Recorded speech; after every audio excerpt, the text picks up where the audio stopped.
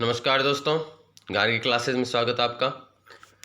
जो अपनी political science की सीरीज चल रही है, जिसमें परंपरागत राजनीति विज्ञान और आधुनिक राजनीति विज्ञान के दृष्टिकोण से संबंधित अपन चर्चा कर रहे हैं, उसी संदर्भ में आगे बढ़ते हैं और आधुनिक दृष्टिकोण के अनुसार राजनीति विज्ञान का क्षेत्र क्या है, इस बारे में अपन देखते हैं। पूर्व के वीडियो में अपने परंपरागत राजनीति विज्ञान के बारे में जाना। इसके अलावा अंतिम वीडियो जो था उसमें मैंने बताया था कि आधुनिक राजनीति विज्ञान का विकास किस तरीके से हुआ, किन किन विचारकों का, किन किन राजनीतिक विचारकों का उसमें योगदान रहा, और ख़ास बात ये थी कि उन विचारकों की पुस्तकों के बारे में, और साथ ही उन विचारकों ने किस क्षेत्र के बारे में ध्यान देने की बात की, राजनीति विज्ञान में किस तरीके से अंतः अनुशासनात्मक अध्ययन, मूल्य निरपेक्ष अध्ययन अपनाए जाने की बातें की जाने लगी। उसी संदर्भ में अपन आज इस वीडियो में देखेंगे आधुनिक दृष्टिकोण के अनुसार राजनीति विज्ञान का क्या तो क्षेत्र है और परंपरागत और आधुनिक राजनीति विज्ञान में क्या डिफरेंस है, इस बारे में चर्चा करते हैं। देखिए, आधुनिक राजनीति विज्ञान की पहली विशेषता यह है कि मनुष्य के राजनीतिक व्यवहार का अध्ययन करता है। अब तक क्या हो रहा था कि विचारक केवल बातें कर रहे थे राज्य के बारे में, सरकार के बारे में, कार्यपालिका, विधायिका, न्यायपालिका के बारे में, लेकिन अब वो बातें होने लगी कि राज्य में परिवर्तन किस कारण से आता है, सरकार में परिवर्तन किस कारण से आता है। सबका एक ही कारण था कि मनुष्य के राजनीतिक व्यवहार में बदलाव होता है। मनुष्य के राजनीतिक व्यवहार में बदलाव के कारण ही सभी संस्थाओं में परिवर्तन होता है, राज्य में परिवर्तन होता है, सरकार में परिवर्तन होता है। फिर बात आती है कि मूल्य निरपेक्ष अध्ययन किया जाना चाहिए, यानी जब शोधकर्ता शोध कर रहा है तो वह किसी भावनाओं से, संवेदनाओं से, किसी आवेग से आक्षेपित न हो। कहने का मतलब ये है कि जब शोधकर्ता रिसर्च कर रहा है पॉलिटिकल साइंस में, तो वह ऐसे पूर्वाग्रह से ग्रसित नहीं हो कि माओ त्से तुंग तो बहुत ही अच्छा था, जवाहरलाल नेहरू बहुत ही अच्छे थे या बहुत ही बुरे थे, नरेंद्र मोदी साहब बहुत ही अच्छे हैं, यानी उसे तटस्थ रहकर के अध्ययन करना चाहिए। तीसरा है अंतः अनुशासनात्मक अध्ययन। देखिए, 1945 आते आते बहुत सारे जो मानवीय के विषय थे, इन्होंने अन्य सब्जेक्ट्स को भी शामिल कर लिया। जैसे पॉलिटिकल साइंस में जब परिवर्तन होता है, किसी भी सत्ता में, शासन व्यवस्था में परिवर्तन होता है, तो वह केवल शासन व्यवस्था में परिवर्तन नहीं होता है, बल्कि वह समाज में भी परिवर्तन होता है, वह अर्थव्यवस्था में भी परिवर्तन करेगा। शासन सत्ता जैसे ही परिवर्तित होती है, उसमें अन्य जो और भी पॉइंट्स हैं, और भी विषय हैं, उनमें भी बदलाव होता है।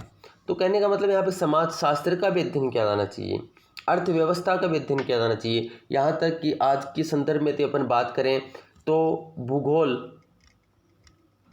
भी राजनीति में परिवर्तन लेकर के आती है। अफ़गानिस्तान हस्तक्षेप, इराक हमला, ईरान हमला, ये सब ऐसे मुद्दे हैं जो भौगोलिक क्षेत्र के कारण से राजनीति में परिवर्तन लेकर के आए।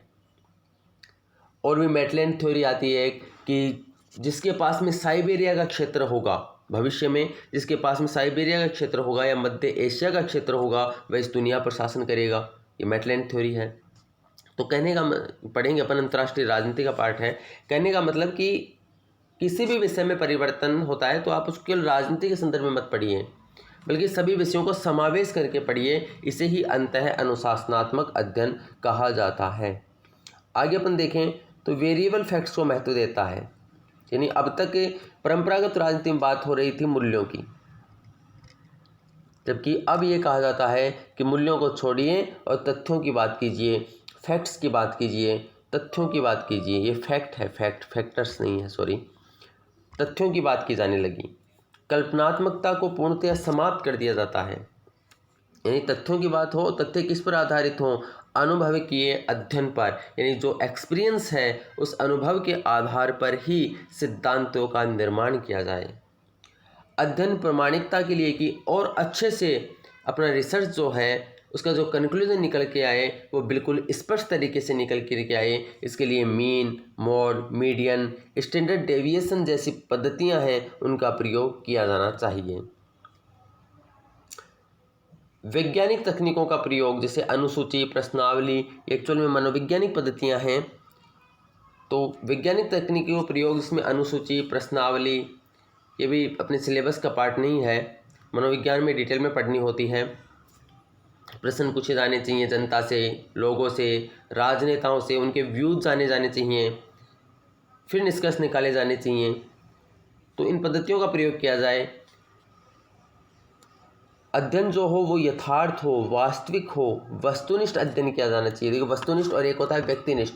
व्यक्तिनिष्ठ किसी व्यक्ति के सापेक्ष ही अध्ययन कर लिया जाता है, फिर निष्कर्ष निकाल दिया जाता है, ऐसा नहीं हो, बल्कि जो भी निष्कर्ष निकाला जाना चाहिए वो वस्तुनिष्ठ अध्ययन होना चाहिए।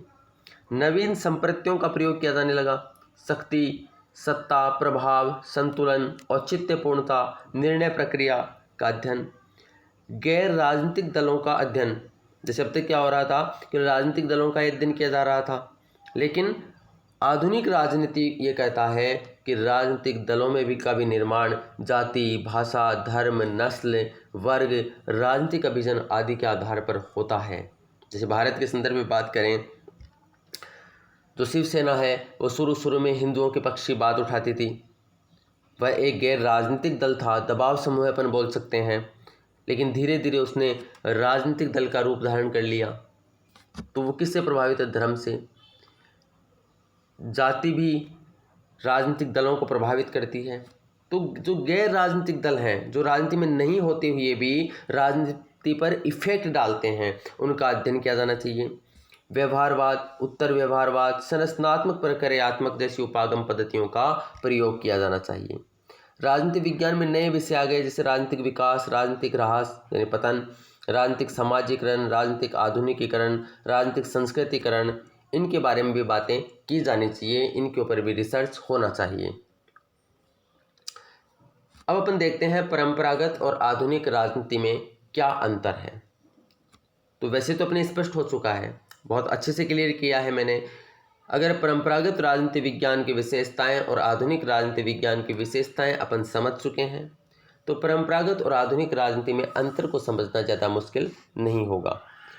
देखिए परंपरागत राजनीति में जैसा कि अपन जानते हैं किसका अध्ययन किया जा रहा था? राज्य का, सरकार का और राजनीतिक संस्थाओं। कौन सी संस्थाएं?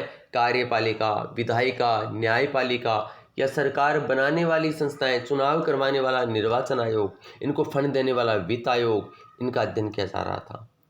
लेकिन अब ये माना जाने लगा कि संस्थाओं को प्रभावित करने वाले मानव के राजनीतिक व्यवहार का अध्ययन किया जाना चाहिए, क्योंकि मनुष्य के राजनीतिक व्यवहार में परिवर्तन होगा तभी राज्य, सरकार और राजनीतिक संस्थाओं में परिवर्तन होगा। देश में संसदीय प्रणाली होनी चाहिए या अध्यक्षात्मक प्रणाली होनी चाहिए? जो संविधान का ढांचा है वो संघात्मक होना चाहिए या एकात्मक होना चाहिए? ये निर्धारण करना मनुष्य, जो इस देश के नागरिक हैं, उनके व्यवहार पर निर्भर करता है। इसलिए मनुष्य के राजनीतिक व्यवहार का अध्ययन किया जाना चाहिए। देखा अपने राजनीतिक विकास में Graham बालास human nature in politics में ऐसी ही बातें करते हैं। परंपरागत राजनीति विज्ञान कल्पना प्रधान है, जबकि आधुनिक राजनीति विज्ञान वास्तविक है, यथार्थ है और पूर्ण है। परंपरागत राजनीति विज्ञान वर्णनात्मक अध्ययन करता है, विषयगत अध्ययन करता है, जबकि यहाँ पर वस्तुनिष्ठ अध्ययन किया जाता है, व्यवहारिक अध्ययन किया जाता है। परंपरागत राजनीति में गैर राजनीतिक तथ्यों का अभाव है, जबकि यहाँ पर गैर राजनीतिक तथ्य कौन से? जाति, धर्म, नस्ल, भाषा, वर्ग, इनका भी अध्ययन किए जाने की बात की जाती है। आगे अपन और अंतर देखें तो परंपरागत राजनीति विज्ञान में वैज्ञानिक पद्धतियों का अभाव है, जबकि यहाँ पर अपन ने देखा है टेट, केट, अनुसूची, प्रश्नावली जैसी मनोवैज्ञानिक पद्धतियों का प्रयोग किया जाता है। व्यवहारवाद, उत्तर व्यवहारवाद, समाजमिति, प्रयोगात्मक पद्धतियों का प्रयोग किया जाता है। परंपरागत राजनीति में नवीन अवधारणाओं का अभाव है, जबकि आधुनिक राजनीति में नवीन अवधारणाएं कौन सी? शक्ति, सत्ता, प्रभाव। ये यूजीसी नेट के सिलेबस में एज इट इज़ दिया गया है, वो यहीं से लिया गया है कि आधुनिक राजनीति में इनकी भी बातें की जा रही हैं। परंपरागत राजनीति विज्ञान मानक विज्ञान का प्रयोग करता है, जबकि आधुनिक राजनीति विज्ञान व्यवहारिक विज्ञान का प्रयोग करता है। ये कुछ अंतर थे परंपरागत और आधुनिक राजनीति में। तो परंपरागत और आधुनिक राजनीति का जो टॉपिक है वो अपना कंप्लीट हो चुका है। नेक्स्ट वीडियो में अपन बात करेंगे व्यवहारवाद, उत्तर व्यवहारवाद की। Thanks for discussion.